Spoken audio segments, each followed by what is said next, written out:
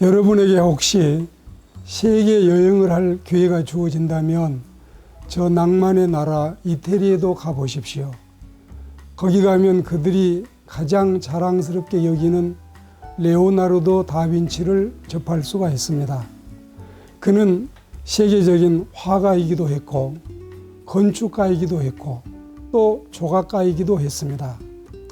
그의 명작 최후의 만찬을 그림으로 그릴 때 일화를 소개하고자 합니다.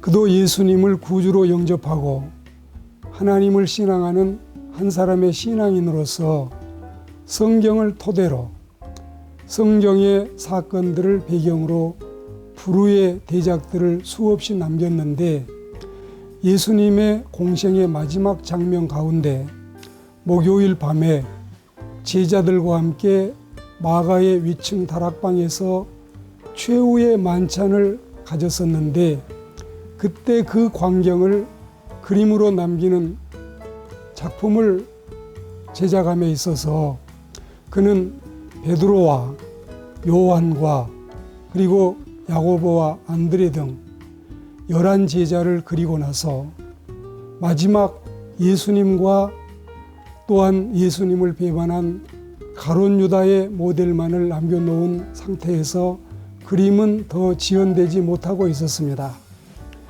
한 사람은 배신자의 화신으로 그리고 또 한 분은 인류를 구원하는 구세주의 전형으로 그만큼 두 사람의 비중이 크기 때문에 가장 적격자를 만나기 위해서 신중에 신중을 기하기 때문에 시간이 자연히 흘러가지 않을 수가 없었던 것입니다. 그러던 어느 날 화가는 이제는 작품을 완성하고 싶어서 로마의 어느 교회 성가대원 중에서 경건한 한 청년을 발견을 했습니다.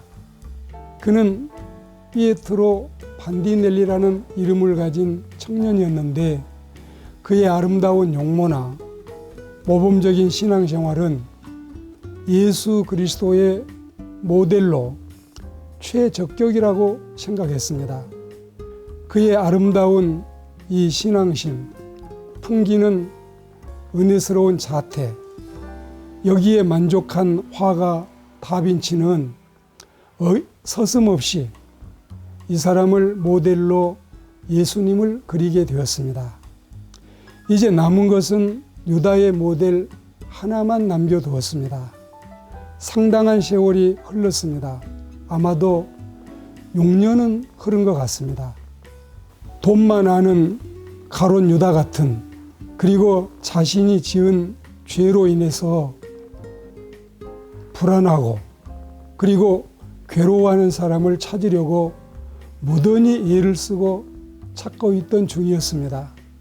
그러던 어느 날 이 레오나르도 다빈치 화가는 다시 로마의 거리를 지나면서 한 징그러운 모양을 하고 있는 거린을 만났는데 그 모습이 어찌나 흉하든지 보기만 해도 마음이 섬뜩할 정도였습니다. 그보다 더한 유다의 모습은 지상에 마치 없을 것처럼 생각이 들었습니다. 다빈치는 그 사람을 데려다가 자신의 화단 앞에 앉힌 다음에 가룟 유다의 모델로 그림을 그렸습니다. 물론 배신자 유다의 모습이었던 것입니다. 그림을 완성하고 모델료를 지불한 후에 그의 이름을 물었습니다. 제 이름이 피에트로 반디넬리입니다. 당신이 예수님을 모델로 그리고 싶다 해서 저를 그렸지요. 이렇게 말하는 것이었습니다. 천만 뜻밖의 청천벽력 같은 소리를 듣고 난 다빈치는 너무 쇼킹한 사건 앞에 몸둘 바를 모르게 됐습니다. 화가는 모델을 바꿔야 할 건가? 이 청년이 예수님의 모델이었는데 또 다시 가룟 유다의 모델로 삼을 수 있는 것인가? 한참 고민하던 끝에 그대로 그림을 완성하기로 마음에 작정했습니다.